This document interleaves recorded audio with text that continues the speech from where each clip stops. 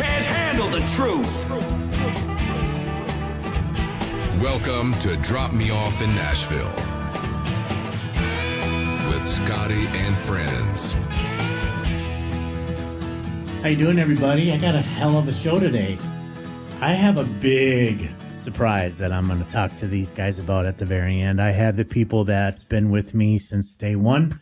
Mr. Mark Maynor, my incredibly cool friend who owns a studio and producer and engineer. Mark, thanks for being here. Always a pleasure.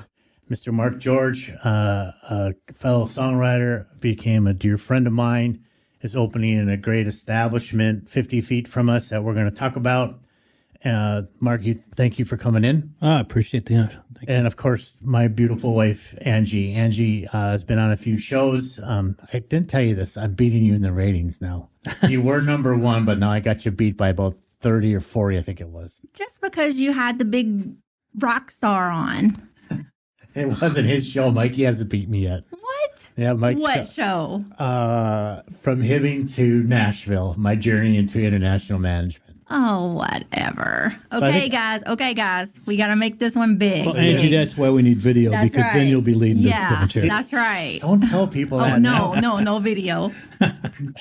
Well, we were going to today, and I wanted it really bad today because today is a pretty big day in my life, which in turn, Angie's going to be a big day in your life, and you don't even know about this. The only person that I've told is Mark Maynor, the producer, because I wanted him to help me with some camera setup today.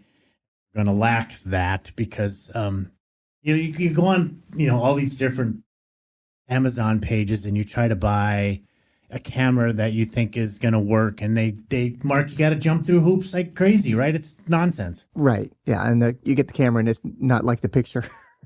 Yeah. So we're going to figure that out. So we're going to start filming all this. We're going to have 3 different AI cameras is what we're thinking in here.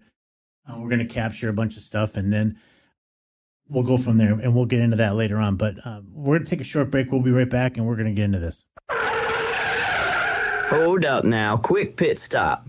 If you're enjoying the show, make sure you're following Drop Me Off in Nashville on Spotify, Apple Podcasts, iHeart, Amazon Music, and Audible. All them good places your mama listens when she's cleaning the house. All right, let's get back to the madness. Hey, welcome back to Drop Me Off in Nashville. Mark George, let's talk about Muckeyes. Muckeyes. So next door, Muckeyes is getting very, very, very close. Muckeyes is going to be open, actually testing here in about 3 weeks. Okay, so are you doing a soft opening? Well, yeah, I'm going to do a soft opening during the testing period with all the folks that work there, all my good friends like yourself and Angie and Mark, and you're going to come over and taste the great food and the Texas wieners and the Old Ford style pizza. So listen to this. Mark has this like Muckeyes. Okay, it's MUCKEYE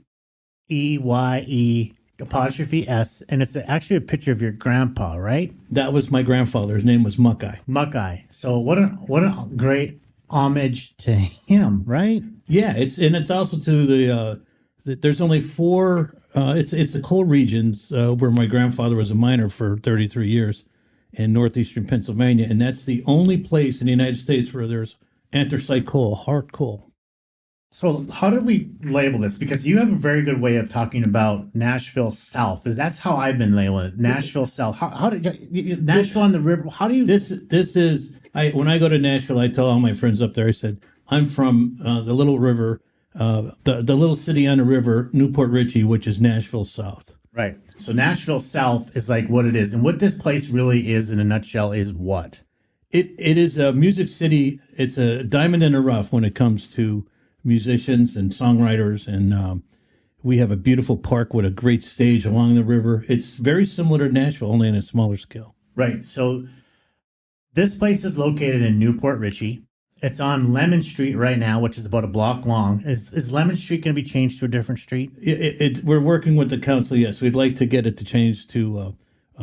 It's going to be Music Row or something like that. We'd like to get it here. So we're trying to find a different name, but as of right now, it's going to be on Lemon Street in 19, US 19 and Lemon Street. Yeah, 5308 Lemon. 5308 Lemon Street, Newport Richey, Florida. It's about a half hour north of Tampa. Clearwater, everything else, you guys. It's about an hour and a half from Orlando, 3-hour drive from Miami. But talk about the history that's going to go on in this place. Well, the history's already started. As you know, the building is older. I bought the building specifically because of the cypress ceiling, 1x10s in the ceiling that you're going to see exposed. You've seen the inside now with the ambiance that it's becoming. And it's also, like I said, heritage to my father and my grandfather and all my relatives that have played music in the Northeast. That's what we do. And so it's going to have a Northeastern hard coal country sound. Right. And so when you go in here, I mean, this place is going to sell all the time. That's why you probably made the backyard the way you did. Like it's an indoor and outdoor almost venue, right? Yeah. So the indoor is similar to the Bluebird or any other songwriters venue in Nashville, where it's small and it's cozy, and that's for what we call the new Port Richey round, similar to the Nashville round. Good idea. So we're going to have 2 or 3 songwriters per night on special nights, and people will just sit around them and they'll play. But it's going to be very small. Now, for the larger venues, we have a beautiful outdoor area where we'll have a stage, and you can have even four-piece bands and stuff out there. And that can accommodate probably 150 people or so. Angie, pretty cool venue, right? Yeah, it is pretty cool. And like he said, they have all of the older stuff that they kept from the building. Yep.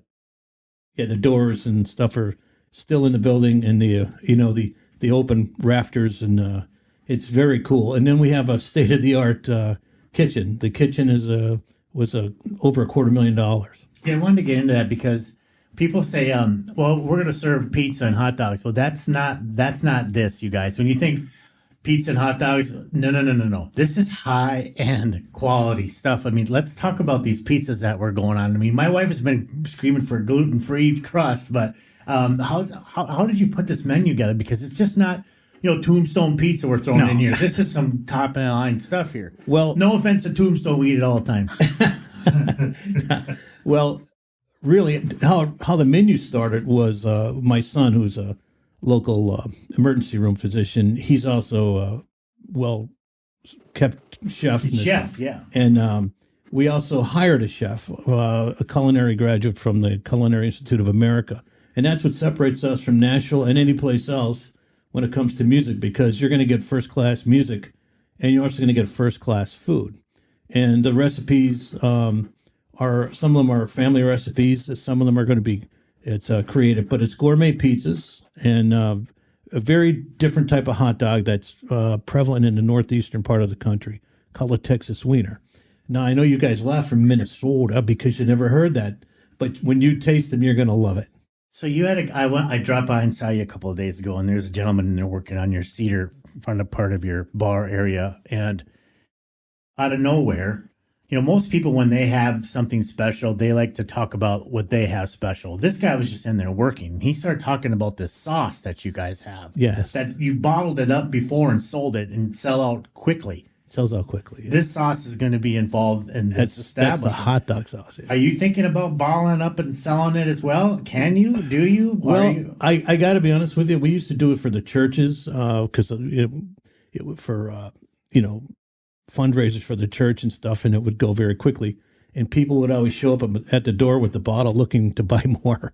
So that's going to be up to my son and his lovely wife, because I'm all about the music part of it. If they want to decide to bottle it, but it is very good, and you'll see what we're talking about. It's very unique. You can't get anything around here and anywhere in Florida like this. Right. So it's soda, tea, beer, wine. Yeah. Basic. Yeah, and guys, in other words, this is an establishment kind of like the Bluebird. I don't think you could explain that anybody better, but this is like the Bluebird of the South. Right, it is the Bluebird of the South, and the reason is because as you know, I'm a songwriter. I'm in Nashville a lot. Good songwriter, and I want to bring that here, and I want to have people exposed to it here without Nashville. I love Nashville. But Broadway is overwhelming for the new folks going to Nashville. It's not like it used to be. And Angie, that's crazy down there now, right? Yeah, it's crazy. Unless you know someone, it's hard to figure out where to go. Yeah, if I get you in the doors, it's one thing. But otherwise, you're standing outside. But here we got you guys and Drop Me Off in Nashville right next door. and your connection to Nashville, my connection to Nashville. We got Mark, and now we got this venue for people that don't have to travel to Nashville, and they can come up here and put it on tape and come over here and record if they'd like and have great food. And so it's going to be very much like the Bluebird. And we hope that we can... if you're looking to come to fight and pick and cause problems, you came to the wrong place. You'll be quickly escorted out. This is about the craft, about the music, about business. We have Mark Maynor. We have to talk about Mark Maynor. I'm trying to paint a picture for you guys out there in the audience that can't see or know what we're talking about. Mark Maynor's studio is where we're at right now, and literally 50 feet is Mark George's Muckeyes. So they share the same parking lot. You don't even walk across the street. It's right here. You literally could go in.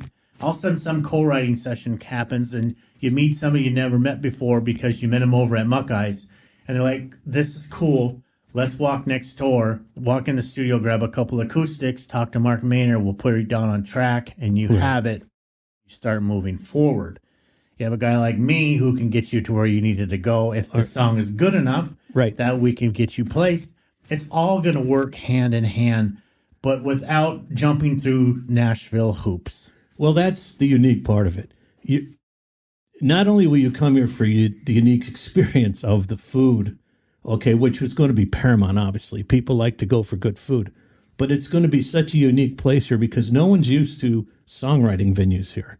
No. They're used to hearing background music and some poor guy trying to make a couple bucks playing. And there's a place and time for that, and that's great.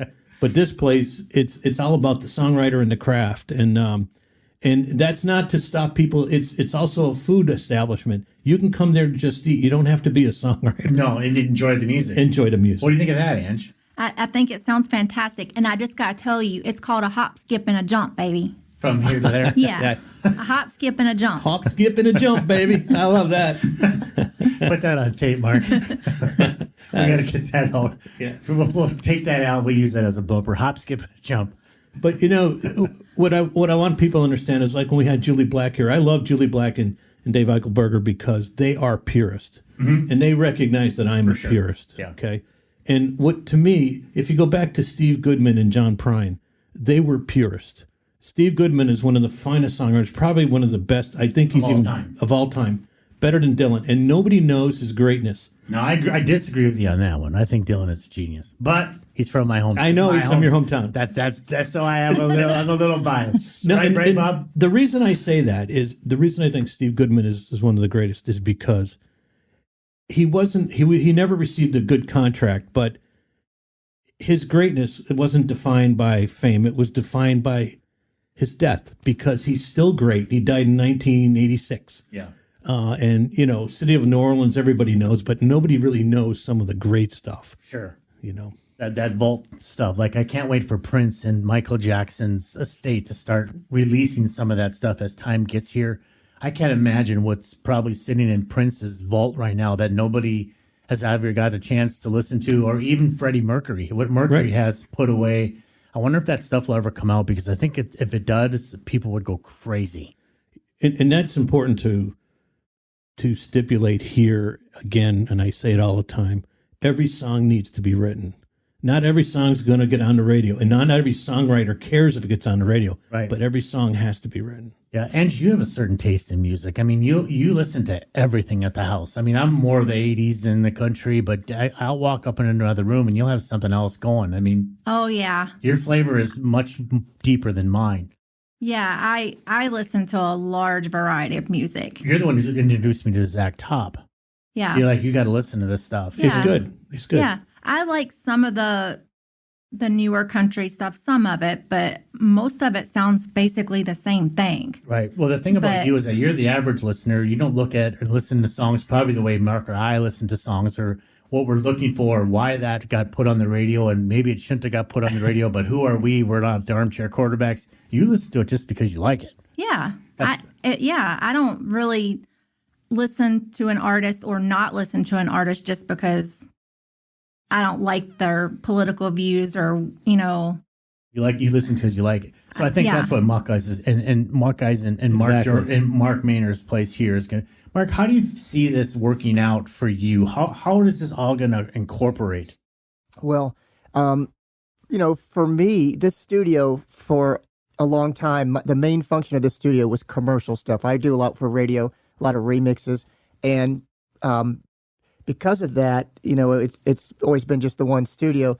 I didn't do as much artist type stuff, and then Mark came along and told me what he was doing. So I actually did another in a back room. I set that up as like an editing remix studio.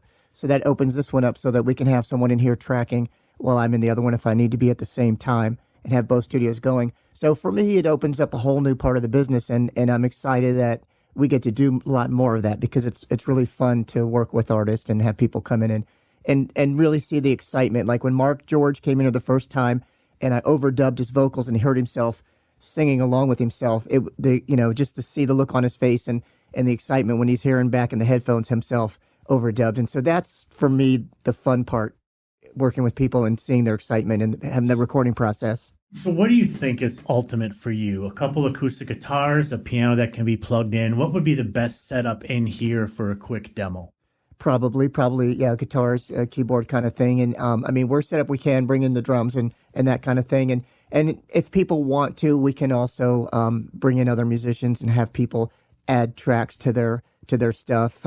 We did a little bit of that with Mark. We had Julie Black come in and I added some strings to one of his songs and that kind of stuff. So yeah, I think for the songwriters that are going to come over, the main thing is to get their rhythm track down, whether it's keyboard, guitar, or whatever they play, and their vocals down, and then we can give them that if that's what they want, or we can build it out to a bigger production. It could be something as simple as, hey, let's walk over to Mark's. Mark, we're going to just plug us in.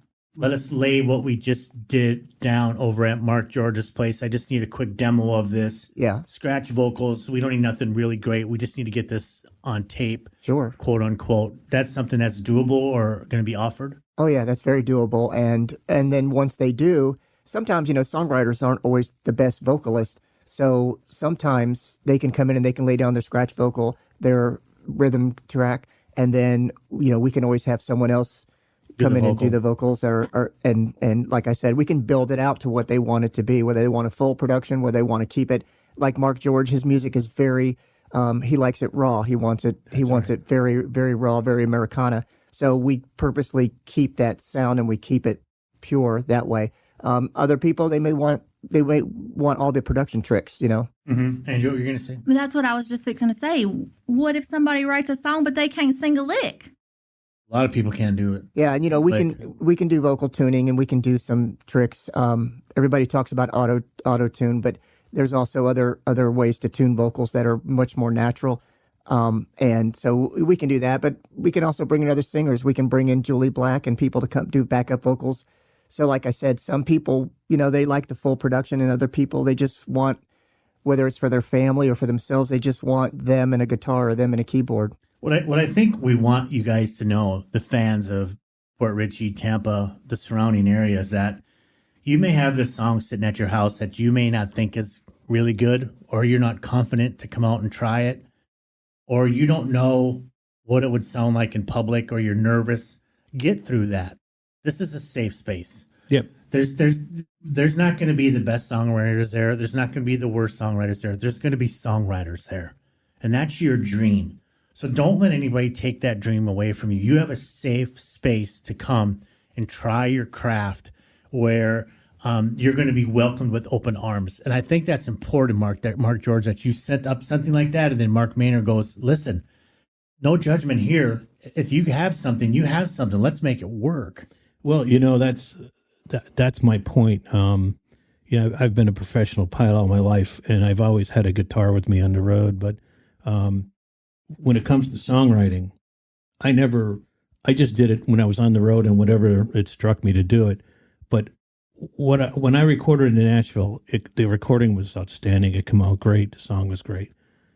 But I wanted the real capture with my guitar and my voice, no auto tune. I wanted a real raw Americana album. And that's what you can get here. You can't get that everywhere. The engineer has to be right. Yeah, for sure. And Mark is just so good at that. And I think when people realize, you know, a little short story, he had a guy come in here and he's a poet. And we're open to original poets. You know, we don't really care if you're going to go up there and It's a craft. it's a craft. Yeah. And the fellow was he used to be homeless, and he's a man of color, and he was afraid. He said, "Well, geez, would I be allowed to go over there because a lot of my Oh, come on. Yeah, we're past that. no. Yeah. He wasn't talking about racism as much as he said a lot of my stuff. He said I do to, you know, how the man had beaten him down." And Mark said, I don't think Mark would have a problem with that, right? Yeah. And I absolutely would not. That's art. Art. If somebody's offended by what you say, then they can leave. You're out the door. Right. Yeah. Because that's art. Yeah. And we support art. we support art. Yeah. Regardless, You guys, don't be afraid to come. regardless of class, color, creed, or condition, we support art. We'll be right back after this.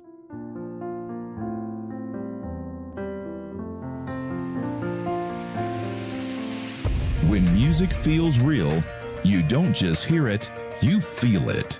That's the sound of Michael Gillis, one of today's fastest rising voices in adult contemporary music. You walk in a dark room like crystal candlelight. Michael's single, Working with the Rain, stormed up the Billboard Adult Contemporary charts, debuting at number 21 and climbing to number 13.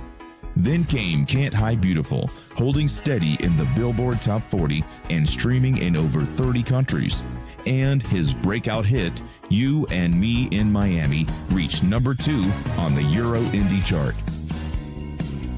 Proving his music connects across oceans and generations.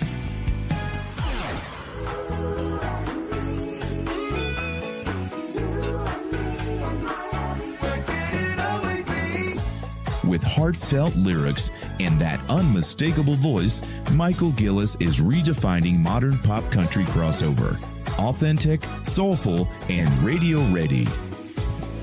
Stream Michael Gillis on Spotify, Apple Music, and everywhere you listen. And follow at Michael Gillis Music on all socials. Because when the voice is this honest, you just can't hide beautiful. Hey, welcome back to Drop Me Off in Nashville. Angie and I and Mark were just sitting here talking about Angie needs to do her own ringtones, and she said she's been approached by some people, right? That said, what did the guy say to you, Angie? Yeah, he was like, it was one of my customers at one of the mom and pop pharmacies that I worked at a long time ago, and he said, hey, and I was like, what? And he was like, do you think that you could make me a ringtone with your voice? I was like, You creepo. no, I don't think so. I don't think I'm going to do that for No. you. Hey, I got to do this. I wrote this down last night. I was going through Facebook, and actually Angie always goes, what are you doing? I said, I got to write this down so I don't forget. But there's this guy up in, excuse me, let me do this, okay, you guys, it's important to me. I'm from Haven, Minnesota, and there's a guy by the name of Jim Elias, and he, his mom's passed away, dad's passed away, brother passed away, it's him and his wife, and Jim took the time last night to share my podcast to all of his friends, and he said something really sweet about it. And Jim, I'm hearing you, and I thank you. Your little brother, Scottie, Eli, we used to call him, was one of my good friends. We would walk by in the hallway time and time again, every single day. It didn't matter which floor we were on in high school or where we were, inside, outside. And he'd say, hi, Scott. And I'd say, hi, Scott. And he died way too young. And he was a great, great, great, great guy, just like your folks. And Jim, I want to tell you, thanks for the shout out and thanks for promoting Drop Me Off in Nashville. It was very kind. Anyway, okay, so let's get back to this. I had to do that because I people are just being so sweet, and I love it. So we're excited to get this thing open. And so, Mark, we've been dealing with agents in Nashville. Yes. We're not going to say who, okay? No. There's no reason for it. But it's a challenge, right? If what you've learned and seen, and Yes. It's frustrating and all of that, right? Yes. And the thing about it is, I've been asked many times to be an agent, and I don't do it just because of what we experienced. I'll do the management side of it. I'll make sure that the writers, and I'll make sure that the back line and all the picture promotions and what's supposed to go out and the package, how it's going to be used, and the promotions that can be used for different radios, or whether the artist is going to do this or do that. I'm good with all that, but the agent part of it it's tough. Yeah, and you work at their speed. They're in control. But the thing is it their pocketbook that they're wanting to pad, or are they really having the best interest of the artist? 9 times out of 10, they'll try to sell you more because it's all based on a commission basis. 9 times out of 10, most artists, agents are all commission based. Yeah, and so does the artist know what the agent is asking for? I think a lot of the agencies, what they do is they go, especially if you have any fame, you're going to get the creative, you're going to get all the big ones, and they're going to do their thing, and they're going to be in charge, and they're going to tell you where a bear shits in a buckwheat. But, the smaller ones, if their particular agent or artist that they're working for doesn't do a lot of sales, they're going to try to maximize their profitability. That's just normal. And that's when it comes sticky, ugly, and then the fingers start pointing because they don't realize that this is just part of the game that's being played. But we've been struggling with particular agents in Nashville for quite about 3 months now, and it's been really difficult, I would say. Right, Mark? it has, and it's unfortunate. And but I guess it's always kind of been that way, because if you go back, Steve Goodman, there was a book written about him, and it's fantastic. And it talks about how he could never get an agent because Steve Goodman wrote what he wanted to write. He didn't conform. And Guy Clark is another one. Verlin Thompson, who's a famous Nashville sidekick of Guy Clark and a great songwriter and a great guitar player, he said it this way. He said, Guy Clark told him, you don't need no bus and you don't need no hairdresser. There's lots of places for you to play. So there's guys that go outside the realm. Since then, the internet's changed a lot, but like everything in Nashville, the purists stand tall forever. Mm-hmm. Dylan's one. He's for his stuff in the 60s that he wrote when he was authentic will carry on forever. It'll carry on forever. So that's kind of why it was kind of good, though. Honestly, this is a blessing in disguise for you as being now a bar owner. And you're probably going to have some opportunities to have some pretty big names in there. And how are you going to juggle that now that what you've learned just with this simple thing that we're dealing with here? Well, I'm going to look to you to do that.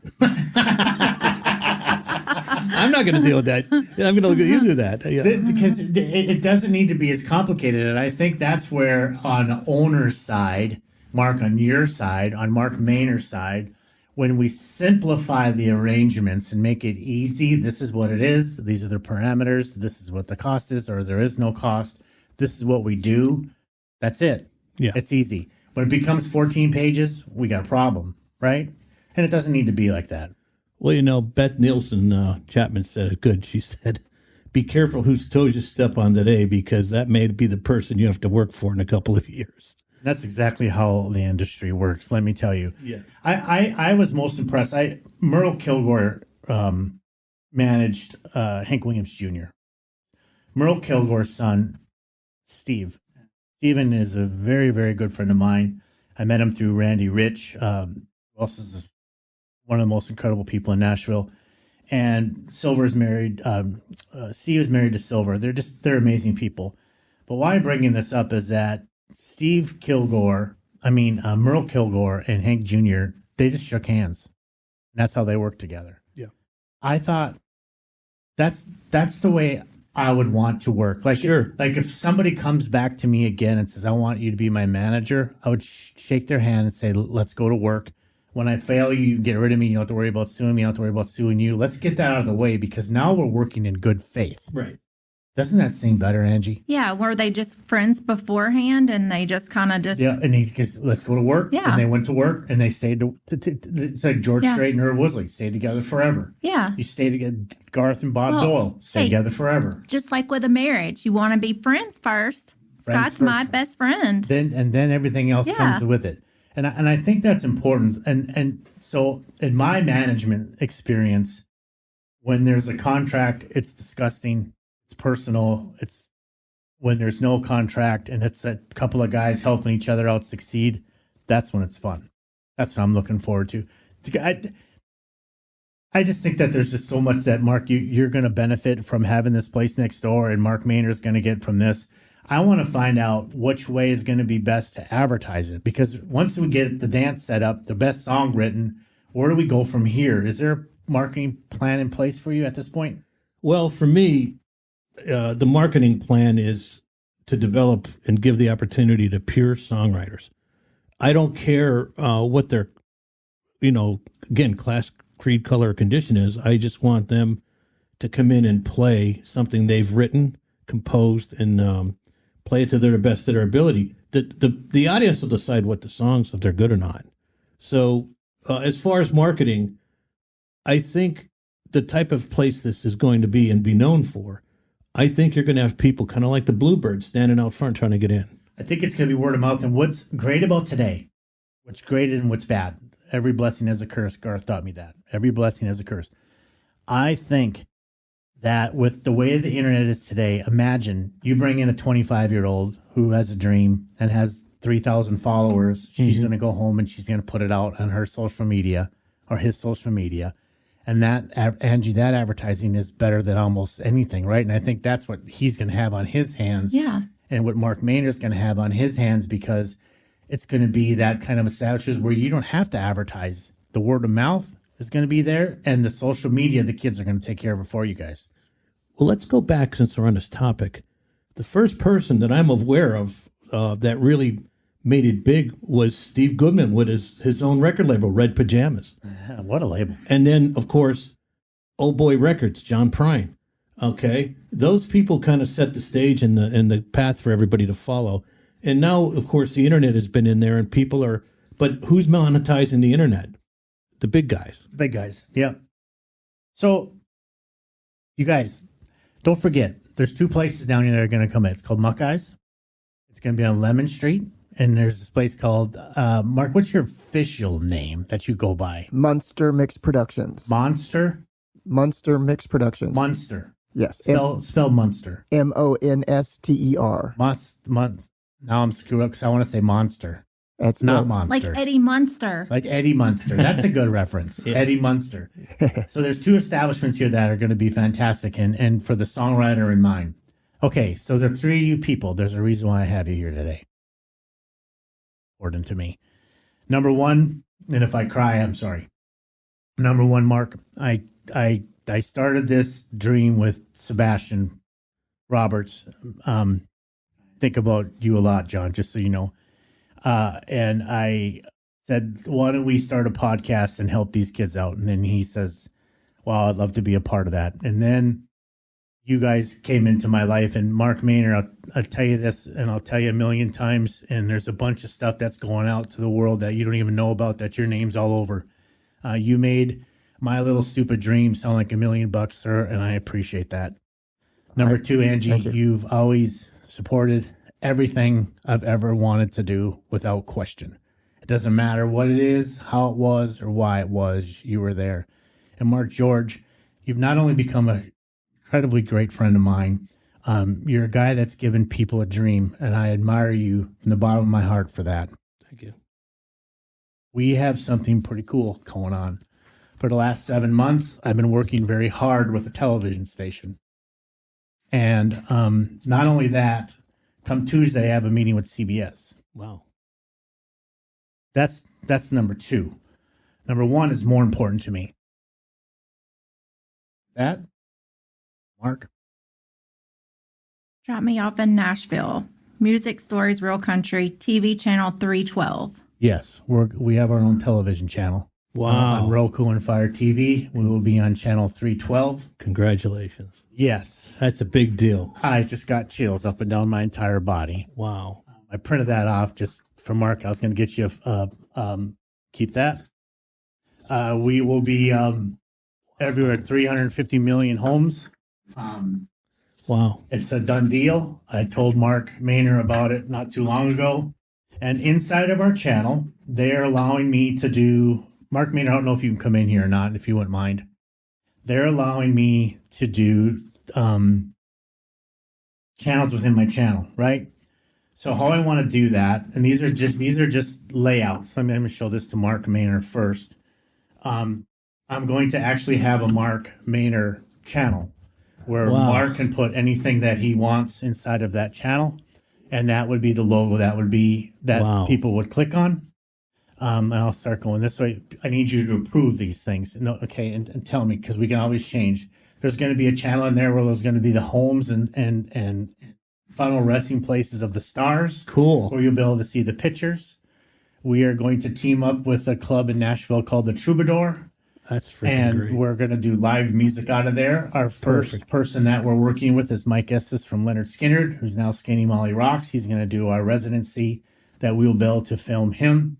Perfect. There'll be a channel called the Drop Me Off in Nashville television, or the podcast itself.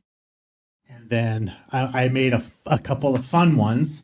This one is where I'm going to brag on Mark Maynor, and I'm just calling it "We Got to Pay the Bills," and all the different work and bumpers that Mark has made. Whatever he wants to put in there under his name, where people can find him and go after him, and use his services, they will be able to find him there. I have a movie that is coming out. It's called Prisoner Life that will live on that channel. That is also going to be in there. I also have the bumpers channel that I think Mark Maynor is a genius at making bumpers. He is. And I want them to go, when they click on that, it's going to go all to Mark. It has nothing to do with me. I don't want no part of it. I want people to know who Mark Maynor is in the world. Me too. Me too. And then I also have Live from Muckeyes. Oh, look at that. If Mark George will allow it. I will, of course, will allow And that. then if you give that stamp of approval, we would do a Live from Muckeyes at your discretion. And then people could go, this is Nashville South, Live from Muckeyes, and they could click on your channel if you wanted great. that to be an outlet. And then the last thing is going to be our reality show that actually I started, how this whole thing started a couple of years ago. And that's where now CBS is involved, that I'll be talking to on Tuesday. Oh, what a great So thing. we're going to have our own television. Congratulations. Wow, that's Congratulations, babe. Yeah, it's going to be on Fire TV and Roku TV, and it'll be a permanent channel 312. And this morning, as God works the way he does, this morning I got a layout of how it all looked and how they're laying it out for me.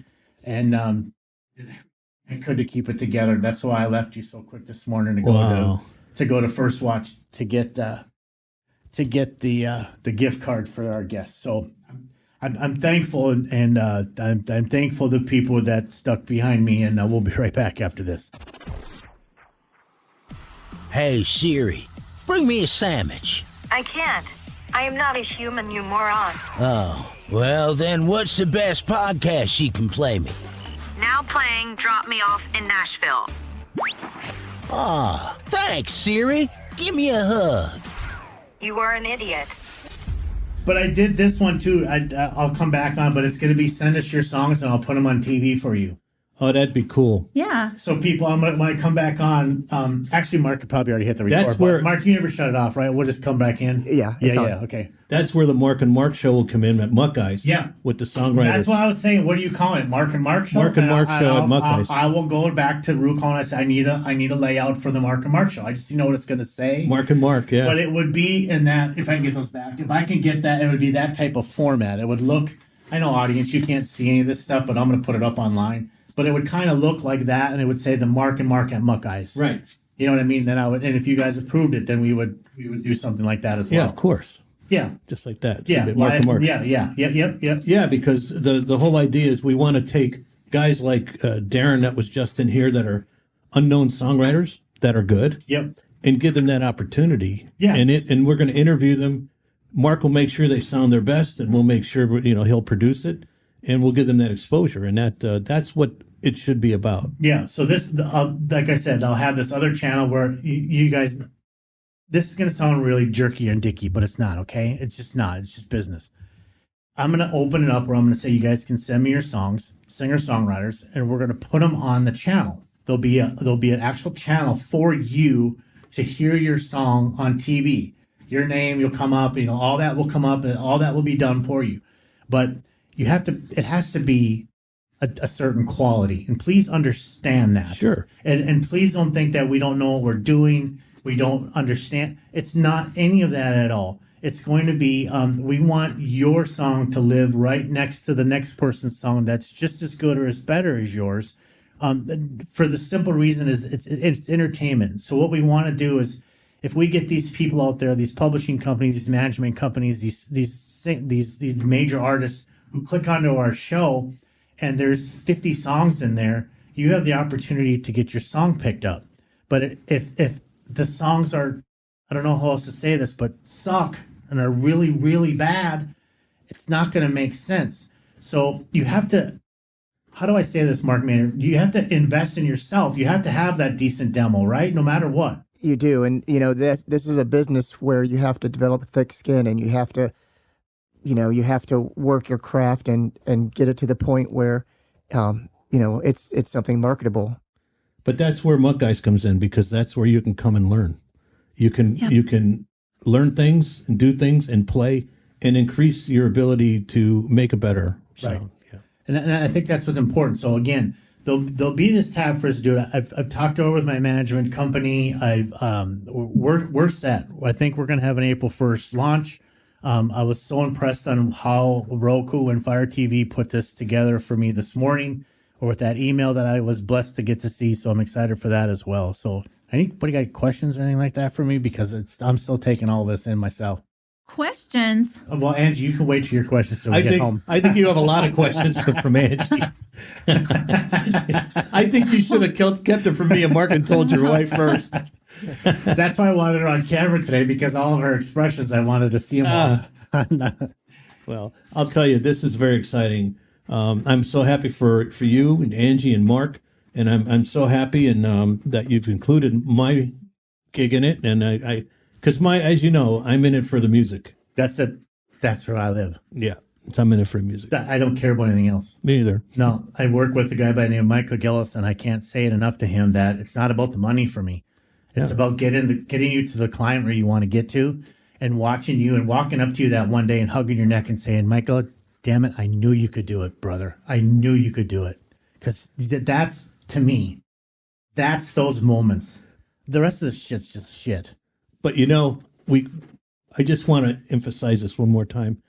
This has to be a God thing. Mark and I said that 5 years ago when I ended up next to him. And now you show up, and it's a God thing. Life couldn't be this good on our own. It just couldn't. Well, I agree with you 100%. And the thing about it is, I think if you stay true and keep the word greed out of your vocabulary and do things the right way in life, I think you get blessed with things. And I believe that's what's happening here as well. I was surprised on how receptive they were, because I kept thinking, well, there was the Grand Ole Opry Channel, there was CMT, there was GAC, and those all did their thing their way. This is not even close to what those two networks are doing. This is simply to take care of the art of music. And then there's no real big expense to it. I don't have to worry about any of that kind of thing. It's just going to take care of itself organically, which is pretty amazing. That is amazing. To come back and say, yeah, we're going to give you your own channel. It's going to be channel 312. I almost pissed my pants. I guess. We'll be right back. Hey, listen. Hey, don't go nowhere.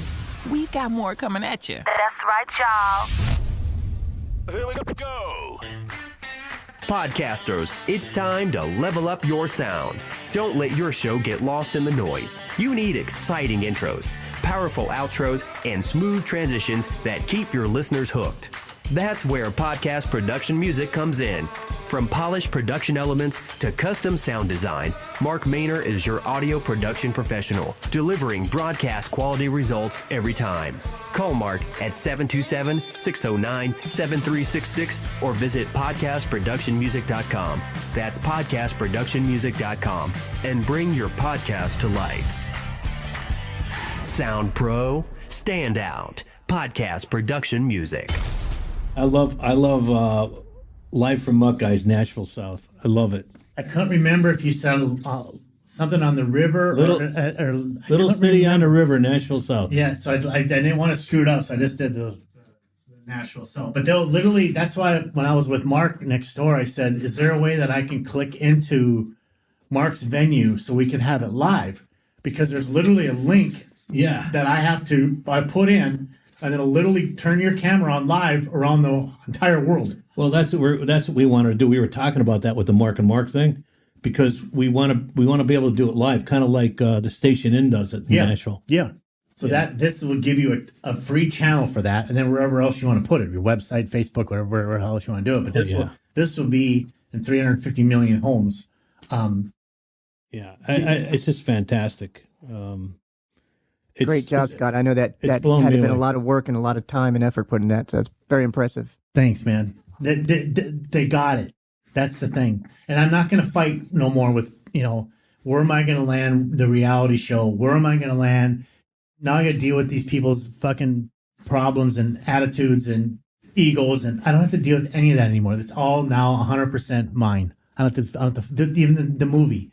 I get the movie done. I don't have to worry about a place where it can be put now. I have a place where it can be put.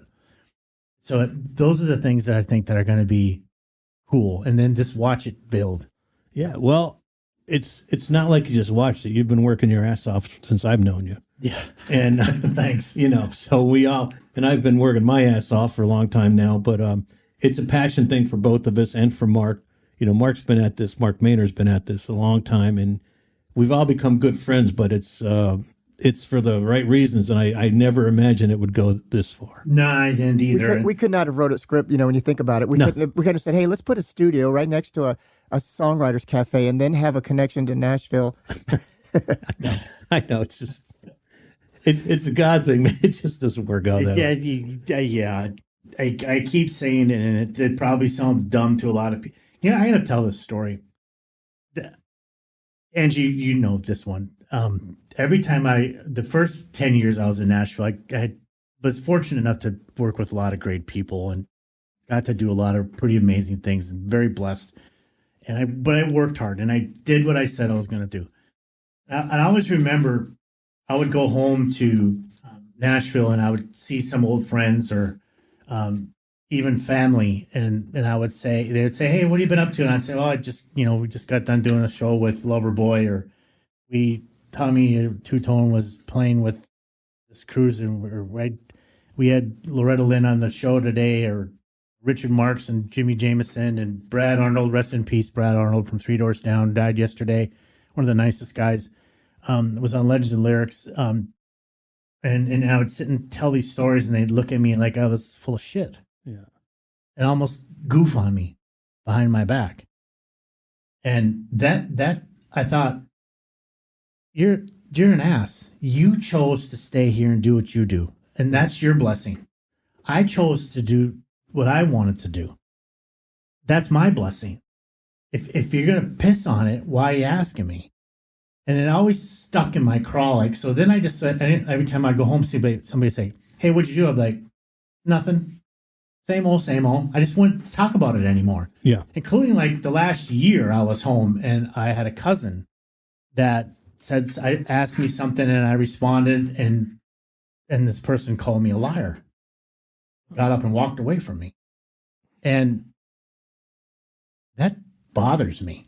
So I had a really hard time this last week struggling on whether to even talk about this television show that I'm blessed with, because I'm at the point where it's almost like I have an attitude problem. Where I'm being honest. I have an attitude problem towards it.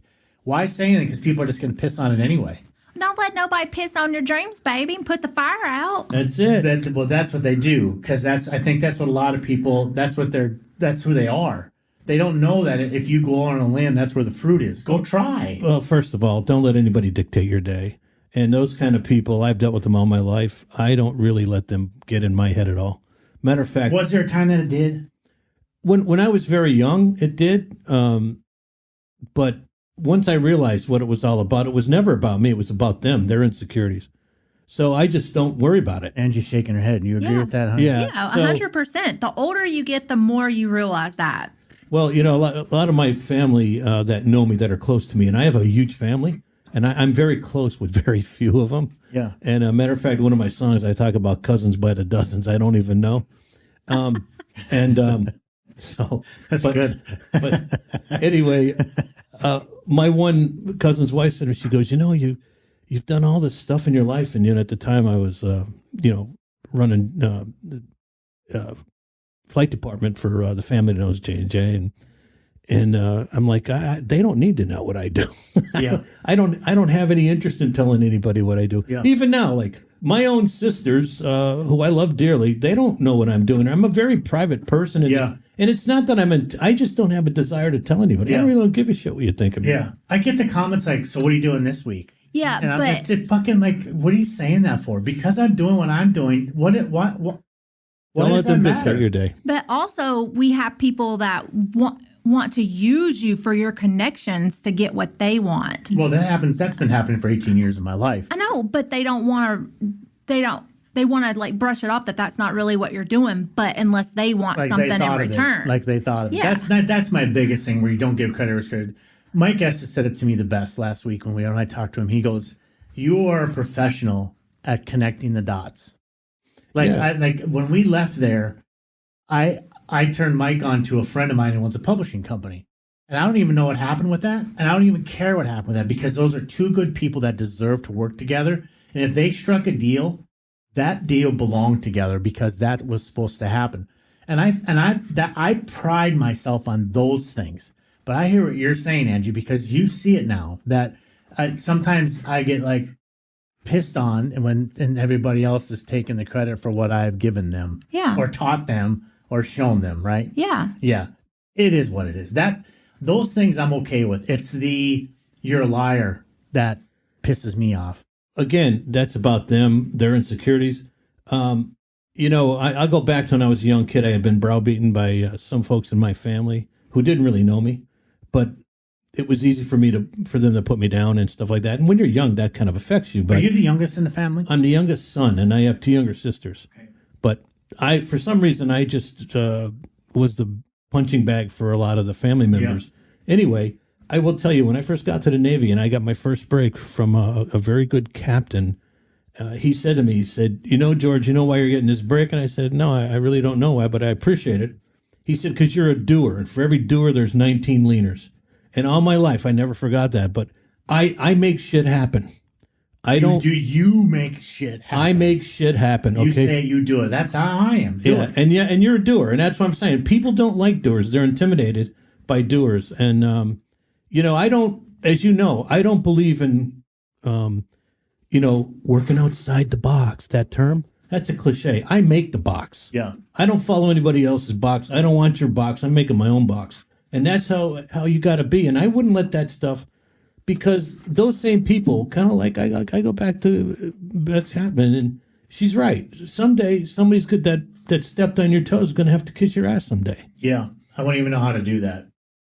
I talked to Angie about that in certain things. I'm not going to tell her some of our personal stuff that we talk about, but I've always said to her, if this happened, how would you handle that situation? And then she gives me her thought on it. You know what we're talking about, right? Yeah. And I'm like, oh. Wait a minute. That makes a hell of a lot more sense than the way I thought of that. Yeah. It's just Mark, you ever deal with that kind of stuff where people just piss on you for no reason? Yeah, I do, because I'm a lot like Mark in the way that I've always kind of forged my own path, and I haven't really followed any blueprint or anyone else's thing. But I think he's exactly right. People that are not doers, or people that, don't have the discipline or whatever you want to call it, like what you just did with the Roku deal. I don't know if it's jealousy or what it is, but they always want to complain about someone else, or you've got this, they want it, you did it and they didn't do it, but it's always the person who's sitting on the couch not doing anything who's complaining about it. Almost like their life is miserable, maybe. Yeah. Maybe. Well, yeah.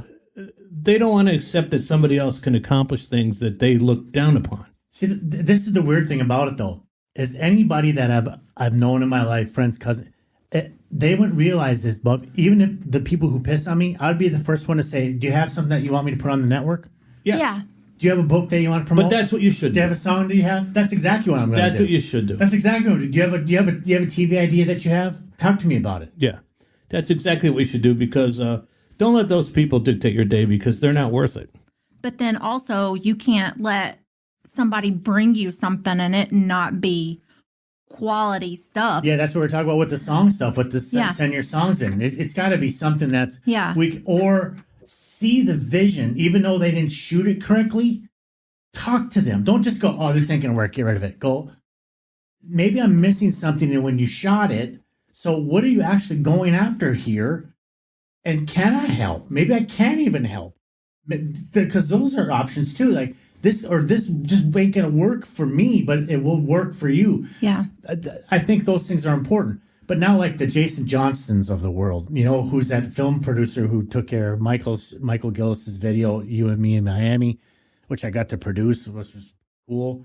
And now to have Jason Johnston, who's one of the best in Nashville, be our film guy, who films the Netflix high quality stuff, who's now got me in with CBS because of how he shot the show. He's in our back pocket, so we have these people now that belong to where they need to be, right here with us, putting out and taking care of the struggling songwriter. Yeah, and but again, today with the internet, the real struggling songwriter doesn't stand a chance. That's why we have to do this. That my description on one of them, and it is the send your song, sing your song. That's why I wish we were on TV. Send us your song, singer and songwriters on TV is what it's called. The first thing that when they open up, it's going to say no Suno and no AI. Yeah, it has to. No, it's not. I'm not playing it, and I know what to look for. I know how it sounds. I know. So you're not going to slide one by me. It has to be real. You have to have a real musician, a real studio, real singers. All that has to be real. Or don't even send it, because I won't even respond to you, because I don't even respect you at that point. Make it real. It has to be real. Real. We're in business together, but it's not. Right, and I think that's one of the beautiful parts about what I'm doing here, and what the Bluebird does and the Station Inn does, is they give a voice to the real songwriters, the people that put their soul and heart into it. And because AI is great, but it's only copying something that's already been done. Yeah. Isn't this bumpers one cool? Drop Me Off in Nashville, funny bumpers. TV channel 312. Yeah. Love it. That's going to be so fun, because Mark, you are so good at this stuff with these bumpers. I got to get you to do some more for me too. Some more of those goofy ones. Those are the best. I love them. I love playing them. I can do those all day. They're so much fun. Yeah, and then just put 2, 3, 4 of them on a show, like, because they're like 15 seconds usually at most. I got to bring Angie in to do some voice for them. Some of them. Babe, too. just say yes. Baby, say it. Of course. There you go. She said it. She has never goes back under words since I've known her 11 years. So maybe she'll even do a ringtone and you can put it on the channel. Yeah, I would do it. Admit it. She just got. I think we have to kind of script her though a little bit, so she has a guidance. No, I don't need no script. No. We'll be right back after this on that note. Got a song in your heart and a story to tell? At Music Road Productions, we don't just see you as another artist. We see your potential, and we build it. Whether you're laying down your first track or ready for a radio push, we offer full-service artist development, management, publishing, and promotion. From studio sessions with world-class musicians to branding, social media strategy, and radio campaigns, we handle the business so you can stay focused on your music. We make sure your songs are protected, copyrights registered, royalties collected, every tiny detail handled with care. Charting? That's not luck. That's teamwork. That's vision. That's Music Road Productions, guiding your journey from demos to Billboard, from studio benches to spotlight stages. If you've got drive, talent, and a sound worth sharing, we've got the roadmap.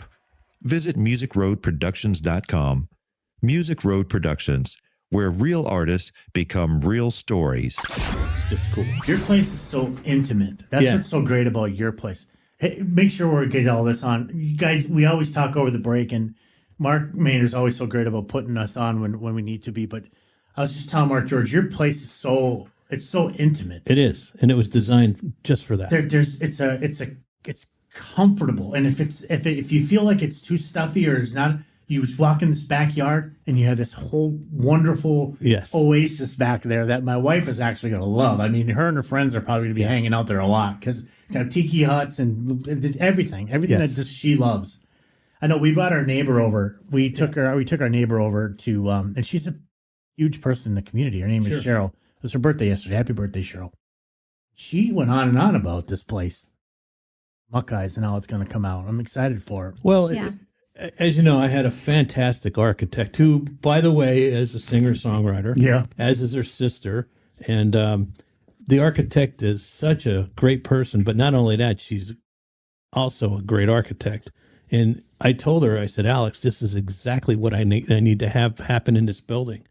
And she was only 37 years old. And when I brought her into the building, I said, crawl up through that hole there and look at the ceiling. And she crawled up and spent as much time as I did up there. And that's when I knew I was got to hire this kid. You knew exactly. And then she comes down and she goes, this place has great bones. And so we went to work on the plan. And that plan is what listen, my family thinks I'm crazy. Okay. Yeah. They're like, what are you doing? If you ever saw Mark, you can tell them it was a meth place. It was all kinds of places. Oh, yeah. The building's history is not flattering. It's not flattering. But if you could have seen it, and everybody's like, what are you doing? I'm like, dude, I know what I'm doing. And now you see the result of my vision. Yeah. It's incredible. I got to tell you something. About 4 or 5 days ago, I came over here. I wanted to come in and visit with you. And we don't need to tell anybody what that was about. But afterwards, we got outside. It was you and I and Mark. And you said something really smart that I put in. I compartmentalized it because it made a lot of sense to me. You said something that I try to live by. I don't build for today because today is over. I build for 2 years from now. That's right. Because if you're not thinking that far ahead, you've already lost the game. Yes. A producer in Nashville told me the same thing. He goes, anything that's on the radio now, we're 6 months ahead of that. Yeah. What we're doing 6 months from now is, unless something comes in that's like a Gretchen Wilson redneck woman, we're going to put it out right now. Those are few and far between. But they're 6 months out. Yep. And if you start thinking that, how do we do something different that's not been done?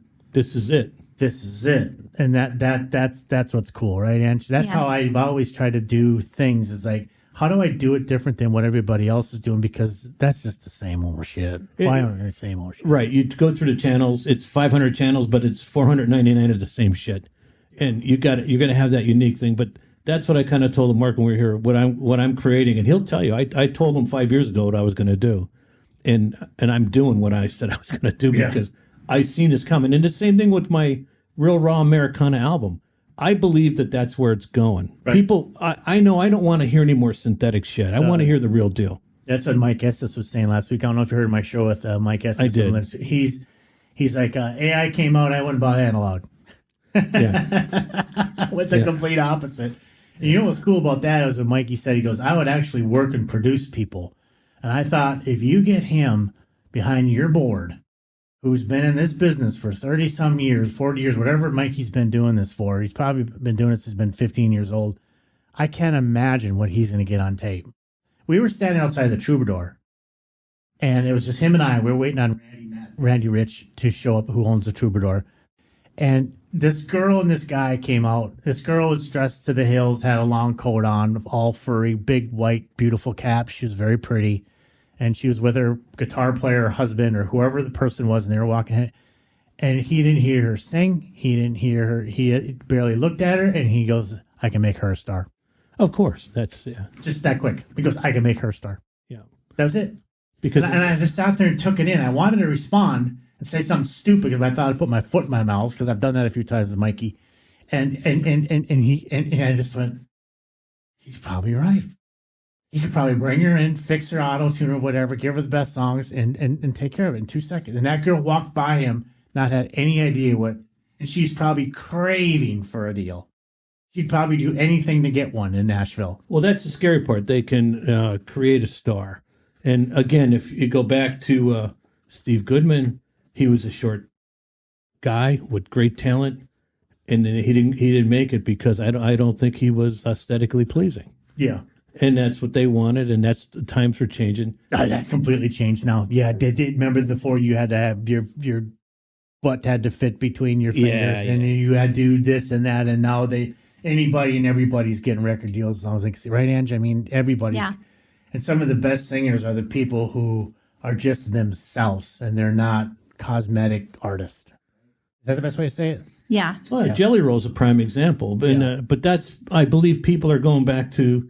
Did you see him on the Grammys? I did see some of it, yeah. Did you see what he said about Jesus? Yes, I did. I wanted to just applaud him and go, thanks, brother. Yeah, because he's one of the few. The rest of them took the nonsense, political nonsense. No, I don't want to hear that anymore. I don't know. A 20-year-old is not going to preach to me how to live. No. You don't. You're still wet behind the ears, like my daddy used to say. You're still wet behind the ears. You ain't telling me how to live. You have no idea what you're talking about. When's the last time you think he was in a grocery store? Yeah. When's the last? Or even saw electric bill. Right. When's the last time? Or pump gas in his car. Yeah. Or Mrs. Billie Eilish who comes out and around her mouth. I couldn't believe she did that. This is a girl who lived with her parents for the longest time, was so proud of that. And I thought, you are an inspiration, young lady. And then you come out and you start drinking the Kool-Aid. I thought, Billie, you are so... Why would you do that to yourself? People loved you for who you are. They don't even love your music. They love you for you. And now you're saying this junk?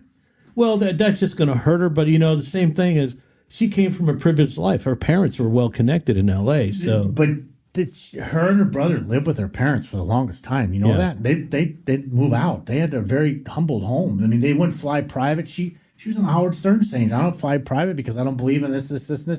But I mean, now she just can't. If she does, I'd be shocked. But the plane would go crazy if Billie Eilish walked on the plane. I mean, I get it, and there's nothing she can do about that. No, like Taylor getting on a plane. Taylor Swift, she can't.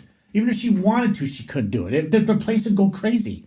Right. I mean, it would be unfair to the average customer trying to get to grandma's house, honestly.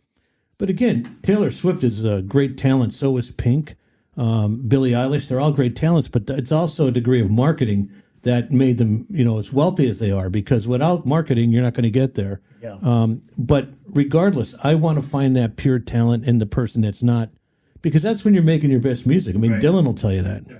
Right. Yeah, that's for sure.